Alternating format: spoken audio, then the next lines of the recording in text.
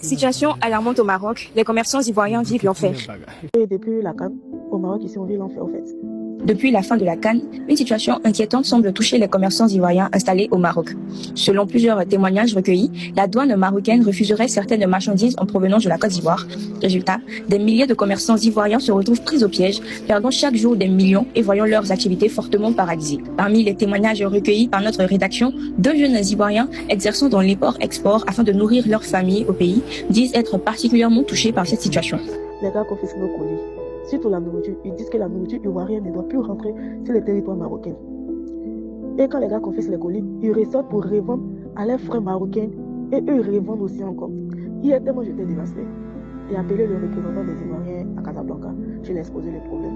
Et il me fait savoir que j'arrête de faire venir les bagages actuellement. Qu'il y a plusieurs personnes qui l'ont appelé pour exposer le problème. Et ils ont fait une réclamation à l'ambassade que l'ambassadeur ne les a pas encore répondu. Donc pour l'instant, on arrête de faire venir les bagages. Et mais si on arrête de faire venir les bagages, nous on vit de quoi? On paie nos loyers comment?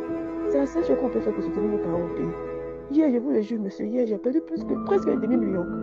Hier seulement, ça n'a rien à voir avec les autres choses. Ça n'a rien à voir avec les autres choses. Je dis que mes partenaires, tous les bagages, tous ceux qui ont voyé sur le vol, donc nous tous en bas. Donc tous.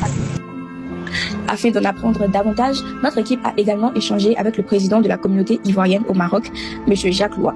Celui-ci affirme que la situation est préoccupante et appelle à un soutien afin que la voix des commerçants ivoiriens puisse être entendue. Aujourd'hui, il est temps de tirer la sonnette d'alarme et d'apporter du soutien à nos frères et sœurs qui se retrouvent dans cette grande difficulté. Tout le monde pleure, tous les commerçants pleurent ici. Personne n'a la voix. On n'est même pas écouté ici, on n'est même pas considéré. Ils confisquent notre nourriture. Si au moins c'est les trucs, vous prenez les trucs illégaux, on peut comprendre. Mais la nourriture, c'est moi par contre, je vends que la traite. Ma mère me fait venir que la traite, je vends, c'est comme ça que je soutiens mes parents au pays. Et je vous le jure sur la tombe de mon père. En moins de 2 mois, ce que j'ai prévu dans cette histoire de confisquer nos colis, monsieur, je jure que ça dépasse 4 millions. En moins de 2 mois. J'ai plus de sous même pour mes business, même je ne sais plus quoi faire.